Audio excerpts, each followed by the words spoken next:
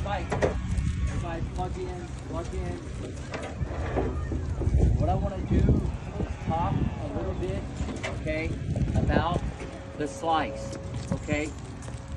Not only the backhand slice, but the forehand slice, okay? A lot of times there's a lot more emphasis on like your serve and your forehand and your backhand, okay? Your net play a little bit, but a lot of times, okay, this is probably the most neglected shot, not only taught, but practiced in junior tennis, okay? Now, maybe some people that have better hands or they're a one-handed player, they might use their slice a little bit more, okay? Before I even get into the technical part here, I want to make it very clear. You never slice the ball because you don't want to keep rallying. You never slice the ball because you're lazy or it's a bailout, okay?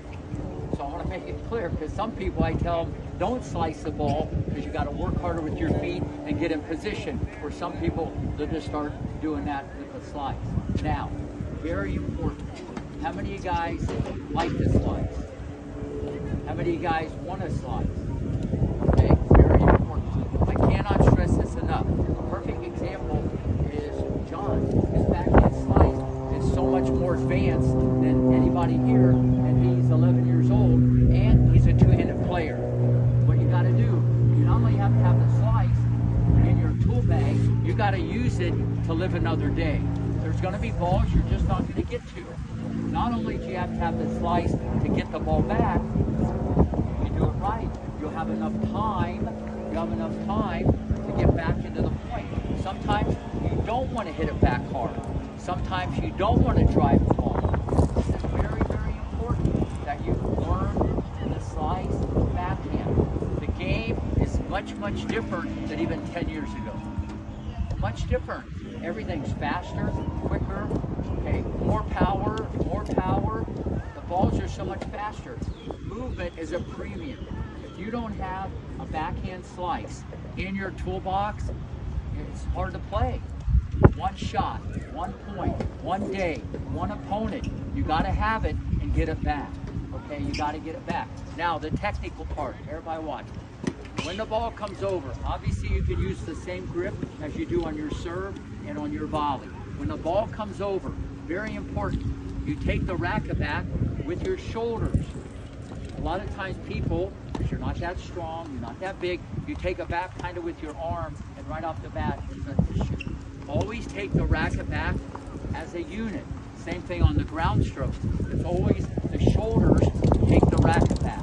Now, depending on what you're bringing to the table, okay, there's many different ways to do this.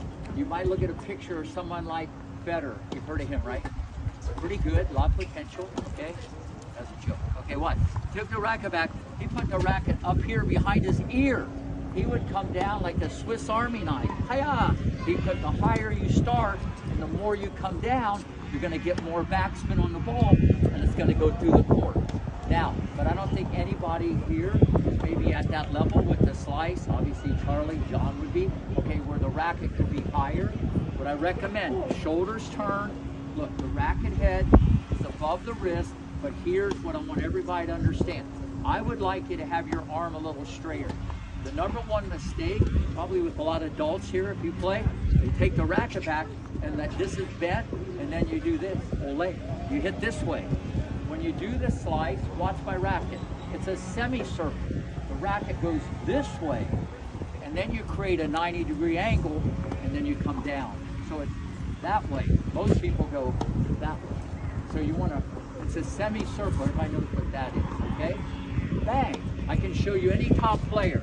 Look, bang. If I stop the camera, it's right here. It's not this, unless they're trying to hit it inside out or something. So the first thing you got to understand, you go this way to get the position. You don't go that way. And you see that a lot at your club. If you see adults, they're out there going like this. Hiya, you know. And then the coach is saying, stay sideways longer. Well, you're not going to stay sideways, but look at this. So if you go like this, look, bang. So the corrective technique of the century that stood the test of time, I coined this long ago. When you hit the ball, what do you think I want you to do? Where should you look? Back. Watch this. If you open up too soon, watch what I do here.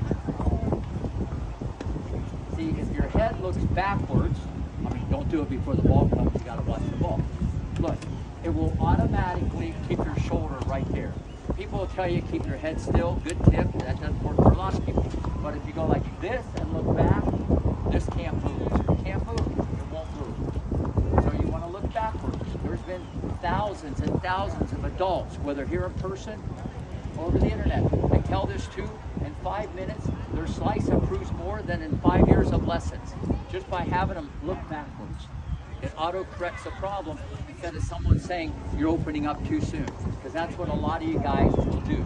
So, the only way your backhand slice is going to get better, okay, someone has to feed the ball to you, or you can drop the ball and practice on your own. Practice.